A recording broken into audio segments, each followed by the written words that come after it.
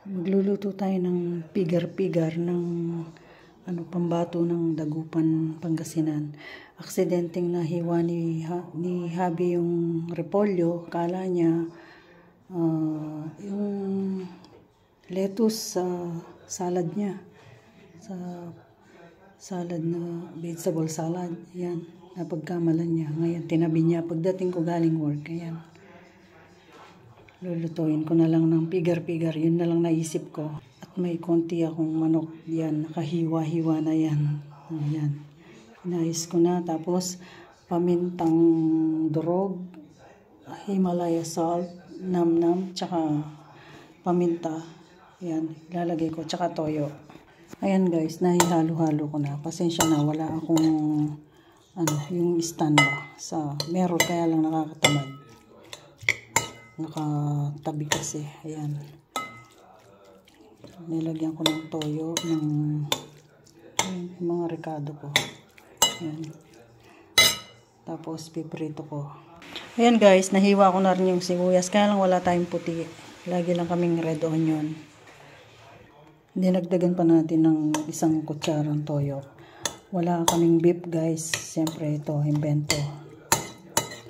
Tinignan ko muna sa YouTube kung paano gawin. Siyempre, hindi naman ako taga-Dagupan.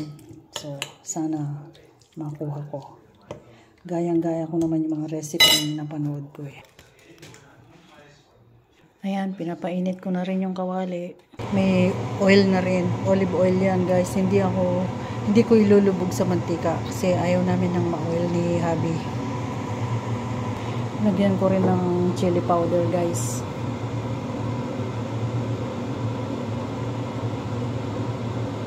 Made in Italy pa ko. Galing sa pamangkin ko. Para mas masarap.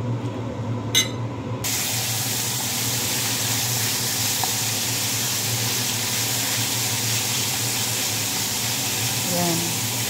Ayan o guys. Napiprito na siya. Hindi kailangan ng maraming mantika. Kasi iwas high blood. Tsaka ayaw namin ng mamantika ni Habi. Parang healthy living ba? Gusto ko lang tong try. Lutong-luto siya guys. Ayan. Ayan. Pure olive oil yan. Tsaka walang oil yung walang fats yung manok. Tinanggal ko lahat talaga. Ano to, part ng legs.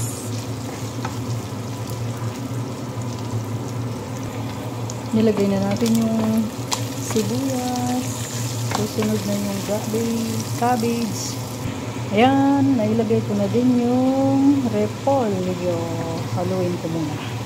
Tatakpan natin guys para lumabas yung sabaw-sabaw ng repolyo. Wow!